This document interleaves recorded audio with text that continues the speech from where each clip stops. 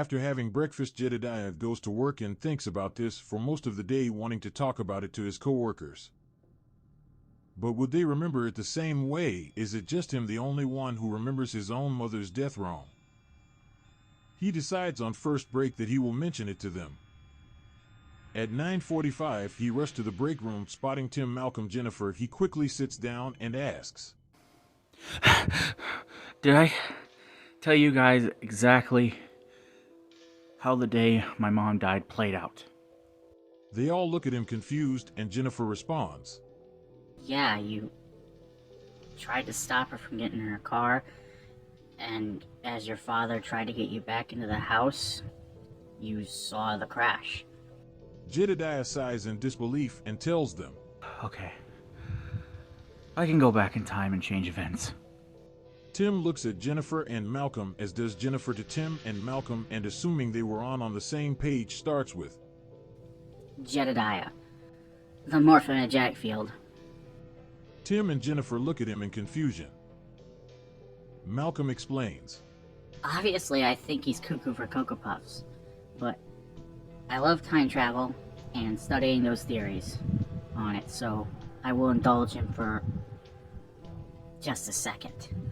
Jedediah listens intently as Malcolm breathes a big breath of air and asks, Have you heard of the Mandela effect?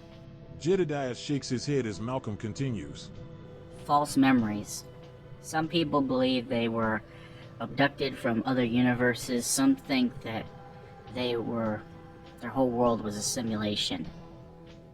My favorite one, though, is how the person with the false memory has somehow tapped into the morphogenetic field.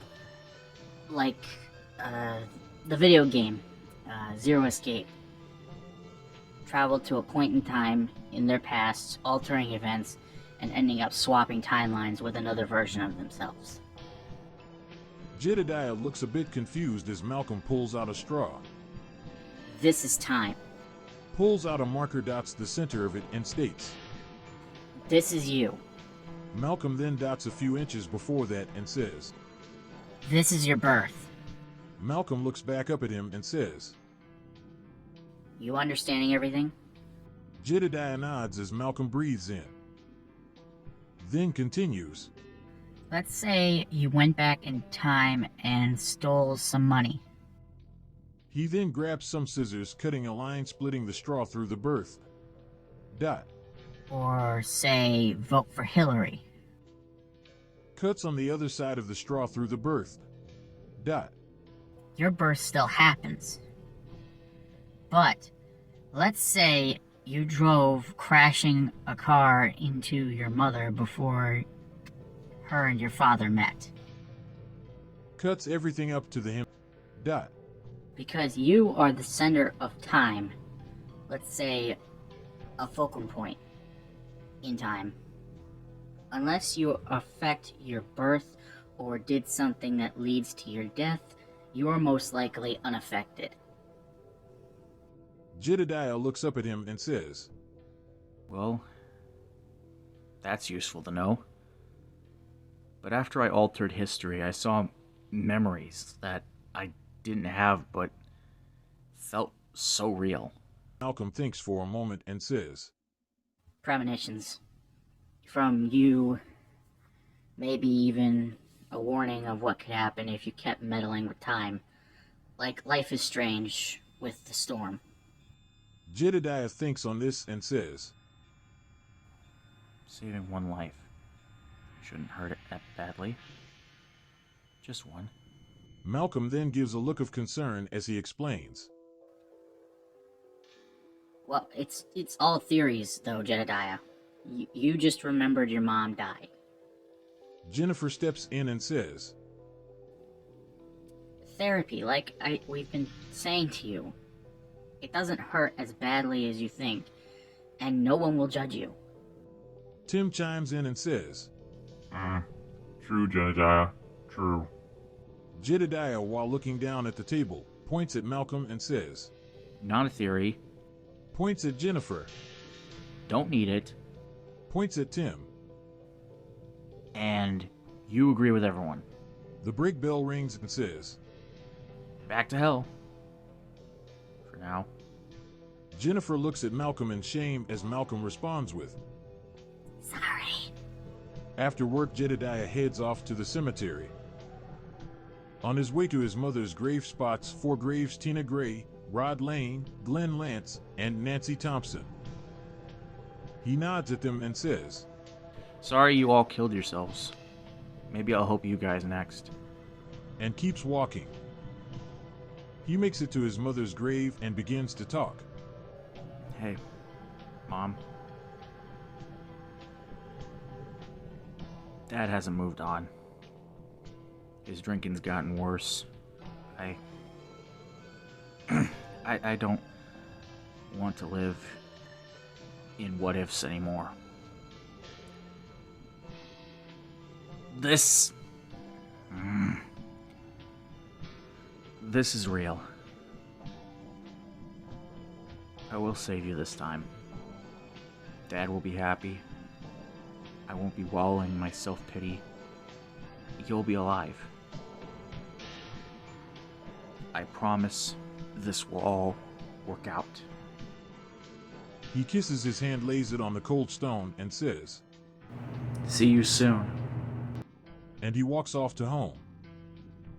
He makes it home, gets dressed for bed, lays down, shuts his eyes, and slowly sinks in dreams again. The moment plays out similar Alright, I'm going off to make the dough. You two better be cleaned up for dinner when I get back. after she starts to walk to the car. He shouts.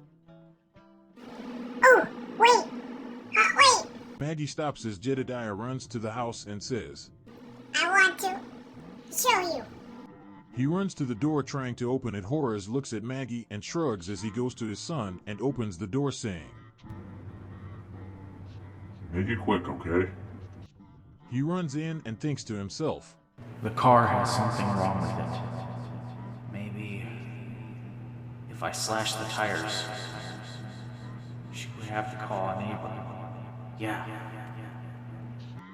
He looks around, spotting the kitchen, thinking of a knife. He quickly grabs a chair and climbs to the drawer and says, Stupid size. Maggie calls from outside. Jedediah, Mommy's gonna be late. Could you please hurry up? Minutes. He responds while grabbing his father's pocket knife meant for hunting. He jumps off the chair and thinks to himself, run and stab. Maggie just says while opening the car door. Show me when I get home, okay? Jedediah runs to the door. Seeing her get in the car, he starts to cry while shouting. No! Holding out his hand, time stops. Electricity shoots all around. Sound was slowed. He slowly feels a pain in his head. Reaching for it, he realizes he is unaffected by the time stop. He looks up and runs as fast as he and slashes the tires, getting the ones closest to the house since A, they were closer, and B, he had no idea how long this would last. He starts pounding the knife in until he feels the knife drop deep, pulls it out and stabs another spot, hoping the more holes the more air would leave. He quickly moves to the next tire and begins to do the same. Around then his nose began to bleed and time sounds were beginning to sound quicker. He runs back to the house and a massive flash of pain in his head causes time to go back to normal. He turns around to see his mom. Notice a noise. She gets out. Seeing the tires are slashed, Jedediah throws a knife to the side as she goes inside, saying, I'm going to call Bill. I'm still gonna be late, but it's my best shot. Jedediah sighs with relief, thinking as he hears his mother go to her room. She'll live. And it will be okay. Until he hears a scream. He turns to the stairs and seconds before his father moves, he runs to his mother's room. He jumps to the door handle, twisting it to see her dead with 4 slashes going down on her chest, her lying dead on the bed. He cries in pain, looking around to see if he can spot the one who did this, but there was no sign of anyone there. Horace quickly comes to see Jedediah. He screams, then he feels the sinking again, slipping through the dream like a rock on paper. Seeing the details of the body show the skin vanishing, the muscles, after that then the bones, the bed, the wood floor. He looks around and sees he has slipped into a wooden hallway. In front of him was a picture of their house. Then he moves his eyes to the left, seeing his mom with Uncle Doc and Aunt Tracy. He then looks further and sees the last Christmas tree his dad bought and had set up. He turns around, seeing a glass wall with a dream-like purple with white rectangles floating in the color. He looks left and right, seeing an infinite row of pictures going both ways. He turns back around and pokes his head into the second picture, sinking into it, seeing the details of the room form, then the bones of the three, then the muscles, then the flesh, the clothes. He notices he was not here for this. But as he turns around, he sees a blue doorway with a flap of reality folded in with. He turns back, seeing his mom drinking with Doc and Tracy, with Maggie saying, You guys are the only ones I can tell this stuff. He speaks. Mom. No response. He didn't exist to them. He could hear them talk, but it fell on deaf ears. He felt anger that he was too young to warn her and couldn't talk right. He felt anger that even when he saved her from the wreck, she was killed with such hostility. He punches the table, feeling it, and then he hears Doc say, You hear that? He looks up to see them reacting to the sound he made. He wanted to write a message for her, but would it matter if the killer vanished into thin air? He decides to go to the doorway, making sure to close it behind him. Back in the hallway, he decides to try the last Christmas they spent together and puts his face in it. He ends up seeing the room form all the same: the room, the furniture, the bones, muscles, flesh, clothes. Christmas Eve was the day he spots himself putting presents under the tree, seeing his mom leaving her room. He jumps into memory, shutting the door, waking up in his younger body. In seconds, he quickly hugs her and suffers from children's speech as he tries to warn her. I missed you. I need you to be careful. A killer will try to hurt you. Lock the house. Extra tight. Buy a gun. But she can't make out much other than miss you. She kneels down and says, I missed you too. I'll go set up the cookies and milk. She goes to set it up. He decides to move to her room and see where the killer could have hid or gotten in. He jumps up and opens the door, quickly moving into her bedroom. Seeing a book on her bed, he opens it on a bookmark and begins to read one part, saying the name. Sorry it took so long. He's getting closer. I need a stronger dose. I'm worried I'll slip up one day. Say his name, infecting my family.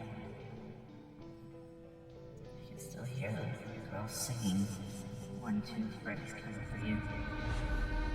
But I won't let Kruger down. Freddy Krueger? Maggie walks in and screams. No!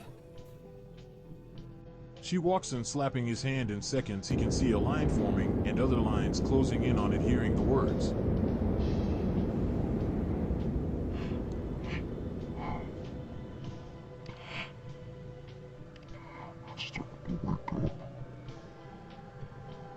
And Jedediah wakes up in the present day.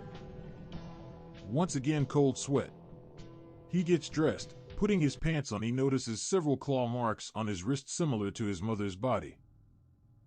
He looks at the desk near his closet and spots a bottle of, the label said, Hypnosil.